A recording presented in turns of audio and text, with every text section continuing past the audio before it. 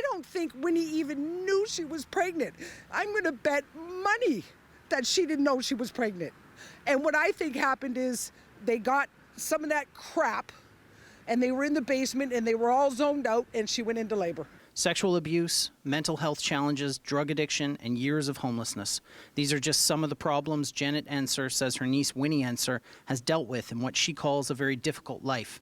A life that is now the focus of an intense police investigation after a newborn baby believed to be Winnie's was found buried in the basement of the vacant home she was living in with her 34-year-old boyfriend, Nathan O'Brien. She may be 24 years old, but she's not. In her brain, she'd be lucky if she's 12. Janet says Winnie's mom abandoned her when she was 2, and she was sexually abused as a child, leading Janet to take custody of Winnie when she was 8.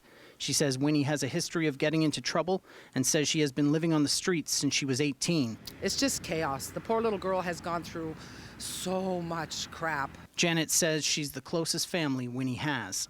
She's my girl. And while she hopes the baby was stillborn, she wrestles with the thought that the baby may have been alive and was killed in that basement on Wellington Street North. If I find out that I have to really think about if that baby was alive. That's a thought that terrifies me, and to think that Winnie would be even partial to anything like that, it is gonna do some damage. I love her.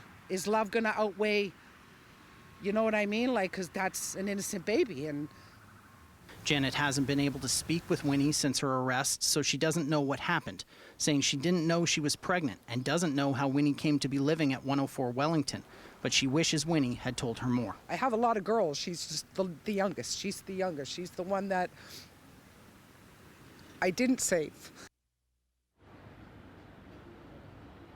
Winnie Enser and Nathan O'Brien are charged with criminal negligence causing death and interference with a dead body. An autopsy on the baby was conducted this afternoon, and the Ontario Coroner's Office says Hamilton police were in attendance to get direct feedback on the results. Police remain on scene here on Wellington Street as this investigation continues.